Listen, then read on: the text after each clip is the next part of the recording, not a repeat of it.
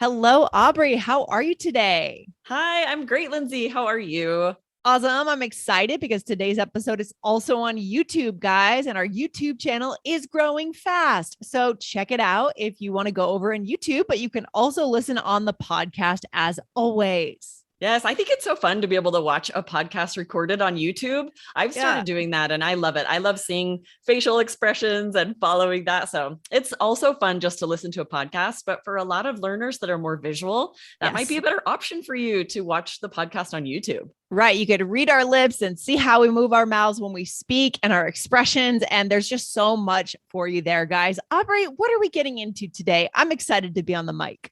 Yes, this is really fun. We are going to share some idioms that are related to driving because we've been thinking about where it's fall. We want to be improving what we're doing, right? This is kind of a chance to jumpstart, whether it's Yes. our business deals and relationships, our personal relationships. We don't want to wait for opportunities to come to us. We want to seek them out. And there are a lot Yes. of idioms related to improving performance that come from driving. I love that idea. I love that idea. So, Aubrey, here's a question. Would you consider yourself kind of a driver when it comes to business and, new ideas and just kind of getting things done? Are you a driver? I'm not really. It's funny. I know you are, Lindsay. You're such a good driver for our team, but I'm the one in the back seat, kind of like following, tell me what to do. I'm Right. great support. Yeah. Probably because I have 4 kids, so I don't have the Oh, bandwidth to be sure. driving anything but my kids' schedules.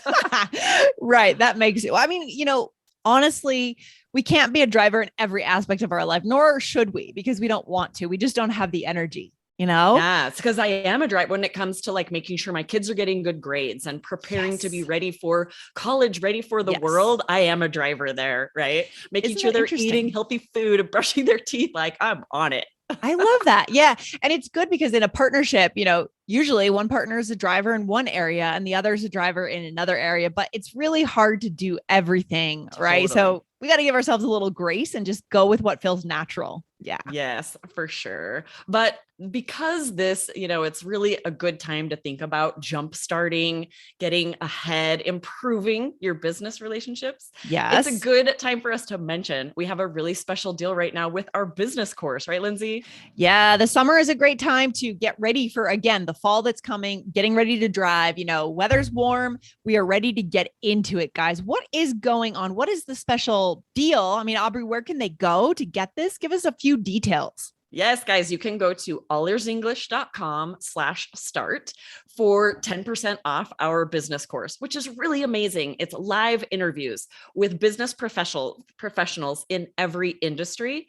So it's really the best way to learn business English and the most engaging and interesting way. So if you Oh haven't my checked gosh. it out, Yes. you're also going to get 4 live group classes for free. This is exciting. And they're so fun. I love these live group classes. Yeah, we're starting to offer more of these live group classes, guys, along with our courses. And we love it because we want to meet you, right? We want to meet you. We want to help you live. So, guys, go to allearsenglish.com/start. That's START and get started right there. Good Yes. stuff, Aubrey. Awesome. Let's dive into these idioms, right? Yes. So maybe you're the driver at work, Yeah. maybe you're a driver in your personal life, but there are so many idioms that come from driving about improving performance. We know you want to improve your business performance. When you talk about that, you want to have native idioms to use. So let's dive into the first one. All right. I love this. This first one, guys. Go ahead and write this one down. The idiom is to kick it into high gear. So kick it into high gear. What does this mean, Aubrey? Yeah. So think about driving when you have a gear shift and you shift to a higher gear so that you can go faster, right? Now, Mm-hmm. most transmissions are automatic. So your transmission is automatically shifting into that higher gear. But we Yes. use this idiomatically to talk about improving our performance, kicking it or shifting into a higher gear. Right. I So, for wonder why we, example, oh, yeah, go ahead. what? No, why do we say kicking it instead of again, shifting it or moving into a higher gear. I kick it into high gear. Question. Yeah. I don't know. Cause yeah, that's a good point. You don't want to say, I'm going to shift it into high gear. I'm going to move it Right. into, no, the idiom is kick it into high gear. And I'm not sure why, because we don't kick a gear shift. That feeling, I got to tell you, driving a standard transmission and on a windy road in the countryside, and you shift into fifth gear, there's nothing like it, right? It's the best feeling. So, and I wonder if that's where this kick, because we do say that the transmission kicks when we shift a gear, especially on a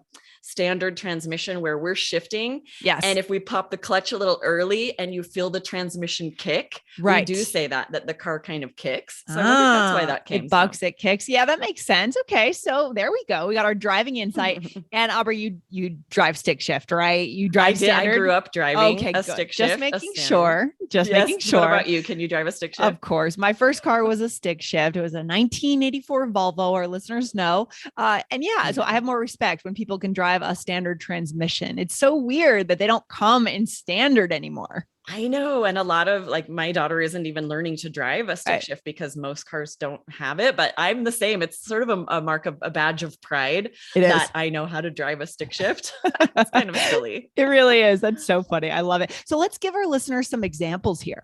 Yes, exactly. So I might say if I've been slacking, right? If I haven't been working the best I could, my performance is down a little. I might say, I've been slacking lately. I need to kick it into high gear. And that means I need to improve my performance in some way. Yeah. And we're talking about, kicking it into high gear in the summer, but what is typically for you, Aubrey, your best season for kicking it into high gear work-wise? I mean, for me, it's more the fall or like the winter when it's cold out. So I'm not tempted to be outside.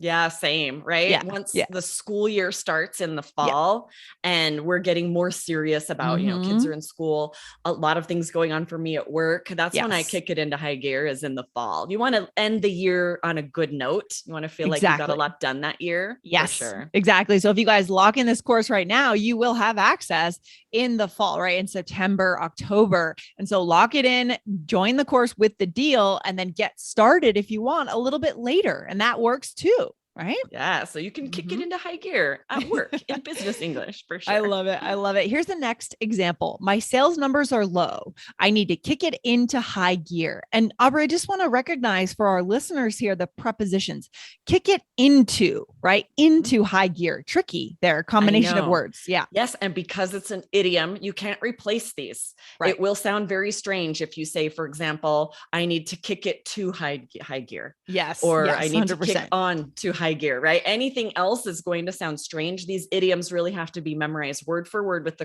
correct preposition. Yes, I love it. Should we move on to the next one? What do you think? Yes, this is fun too. Put the pedal to the metal. And so that's pushing down the accelerator pedal to go faster. Right. I don't know why. I guess to the metal because the floorboard is the car is metal, right? So you're pushing the pedal down to the metal part of the floor of the car. Now, this one's fun because you can use it literally as well as figuratively, right? Oh, yeah. I mean, you could say, hey, you're going so slow. Come on, put the pedal to the metal. Let's go. The speed limit is 80. Right? Yes, right. If someone's just driving and you want them to speed up, you can say this literally. Good point. But we also use it figuratively when we talk about wanting to do anything faster or better. Right. Yes. All right. What's our sample sentence? Yeah. So I might say, I've been dragging today, meaning this is kind of fun to say you're dragging, maybe a little tired, doing things a little slowly. You say, I need to put the pedal to the metal. Means I need to speed up whatever I'm working on. I need to get a little more serious and improve my performance. I love it. And then another one, guys, I have so much to get done before today's meeting, time to put the pedal to the metal, right? So it's just kind of a fun way to talk about hitting that accelerator and getting going, getting yourself motivated. Right, Aubrey? Yes, exactly. I've had that feeling. I'm like, oh no, I have so much to do before recording at 2. I got to put the pedal to the metal. I've got to get some things on my to-do list. I need to get them done. Exactly. I love that. Okay. So do we have another one for our listeners? Yeah, this is a fun phrasal verb, jumpstart. So just like you jumpstart a car, if the battery dies and you hook up the jumper cables, we say you jumpstart a car. Yes. We also use this in business, in our lives, to talk about giving that boost of energy to someone or something. Like you could Yes. say, I need to jumpstart my team. They're lacking motivation. Right. Or okay, now guys, the other way we can use it again here, we can use it as a noun, as another option, right? I need a jump start. I'm having trouble waking up early in the morning. Have you ever had to have, I guess when it comes to the car itself, you would say, I need a jump, right? Is that what you would say, Aubrey, typically? Yeah, we shorten it to just a jump, right? Jump. It's jump start. And some people I do hear say, I need a jump start, but often you're right, Lindsay, we shorten it. We just say, I need a jump. Have you ever needed a jump from another car or had to give a jump to another car? I used to have really old cars like your old Volvo. It was like a 1980 Toyota Starlet. They don't even make them anymore. No. Then I had a Volkswagen Scirocco. These were all very old cars. Never even heard of that car. Then I had a Datsun F10. Datsun. Oh my gosh. I had a friend in high school who had a Datsun. That is such an old car. I love it. So old. And every one of those at some point needed a jump. Wow. I remember the first time I had to give someone a jump, I didn't know what I was doing. So I'm like, hopefully, you know which one to put on the thing. Because I don't know. I don't know. I've never given anyone or received a jump, but I don't know if I would know how to do it because you have the two wires that come out and where do they go? What happens if you do it wrong? You would just end up frying their car. Hopefully they know what they're doing. So guys, you can see today's vocabulary is fun because you can apply it literally and figuratively. So not every vocabulary phrase we can do that, right? This is so good. Okay. And that noun saying a jumpstart, I hear people use that a lot when they're talking about coffee in the morning. They're like, oh man, I need a jumpstart. I got to have a cup of coffee because it gives you that boost of energy. Yes, I love it. All right. We have one more good one for our listeners today. What is it? Yes, this is a phrasal verb, ramp up. So imagine a car driving up onto a ramp for more clearance, like the ramp they use when they're going to fix a car. They have to get under the car to fix something. Yes. So we use this verb also, ramp up, to talk about increasing or building up something. Yes, I love it, to ramp up. So you're kind of scaling up, you're gradually going up, right? So for example, guys, we need to ramp up our sales numbers. Does anyone have any ideas? Right? Yeah, good example. Exactly. Right. I could imagine hearing this in a meeting like, okay, guys, we got to ramp up sales numbers. Let's get some ideas on the table. Yes, I love it. What would be another example? Yeah, we might say it's vital that we ramp up efforts if we're going to finish in time. Yes. So good. So good. These are so authentic and real. I could imagine using them anytime myself. Aubrey, what about you? Yes, same. I do use these all the time and I hear them all the time. They're very native, natural. It's crazy how many idioms have to do with driving, actually. Absolutely. We have a real driving culture. We talk about that in our connected communicator course. We love our cars in the US. We love driving. We love the countryside. So yes, for sure. Okay. Let's do a role play. Okay. We're going to do a role play where Lindsay and I have started a dog walking business. How fun would that be? I love it. And we're discussing how we can improve performance this fall. Okay. Want to start us out? Interesting. Yes. We definitely have time to add a few customers. How can we ramp up? Yeah, I agree. We need to get the word out. Maybe we could put up flyers. That would jumpstart us. Good idea. And we could put the pedal to the metal on social media too. Maybe post in neighborhood groups on Facebook. Okay, let's do it. If we kick it into high gear, we could have several new customers by next week. Oh my gosh, it makes it sound so easy. I know, right? Just throw them into conversation, you guys. It doesn't even feel unnatural to me to use all of those in this one conversation, right? Actually, absolutely. This made total sense. So let's go back through it here for our listeners. So I said, we definitely have time to add a few customers. And I'm asking you, Aubrey, how can we ramp up? Right? How can we gradually, but steadily increase our customers? Exactly. Yeah. Right. And then I say putting flyers up might jumpstart us. Yeah. And that might give a boost to, what we've got going on. Yeah, for sure. And actually, probably we just need to be on Rover or something, right? Not putting flyers up.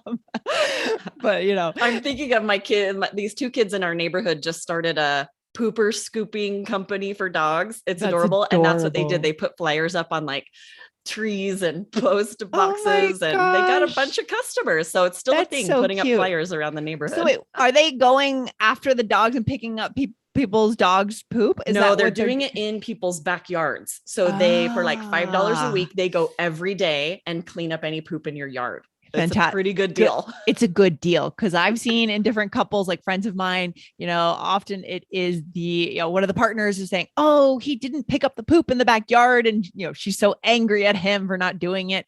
It makes sense for $5 a week. I know, right? It's a good deal, but they're also making a fortune because it adds up. Absolutely. And you can scale that work. You can hire new people. I love it. So good. Yes. All right. And then I said, good idea. And we could put the pedal to the metal on social media, meaning we could really go hard and heavy on social media. Yeah, right. That would mean posting on more groups and more places. Yeah, for sure. Mm-hmm. And then I said, let's do it. If we kick it into high gear, we could have several new customers by next week. Nice. So that means like if we, put in more effort, maybe double our efforts, kick it into high gear, then we can get new customers. I love it. I love hearing about kids starting businesses because I like it when kids are thinking about how to solve a problem. It's actually, I think it's so constructive. It's such a good lesson, Yes. Way better than like putting up a lemonade stand to, see a problem, find a solution, and do something that's actually really helpful for your neighbors. It's so good. It's so good. So what's our takeaway for our listeners today, Aubrey? Yeah. So you guys might be feeling a need for a little bit of an injection of motivation, maybe feeling like you need to improve performance. And these idioms are all about increasing output, getting that jump start that you're needing for the fall. Yes. So to kick your business English into high gear, be sure to sign up for our business course. You can go to allersenglish.com/start. Yeah. And I think today's episode is also really good for reflection. Where in your life are you a driver, right? We talked about that today, right? We said, for your kids, you're a driver. For me, it's business. Think about it yourself, guys, and think about your partner and, who is driving what in your life. It's good to know. And if you're not driving anything, think about what you want to drive in your life. Right, Aubrey? Yes, what a good thing to reflect about, right? Yeah. I think we're all happier. We feel more successful if we are driving something that feels useful for us. I think so. I think this is a key part of having a satisfied life, right? Definitely. So what are you driving? What are you doing? What are your goals? What are you going after, guys? Good stuff. All right, Aubrey, thanks for being on the show today. This has been great. I'll see you next time. Awesome. Thanks, Lindsay. Bye-bye. Take care. Bye.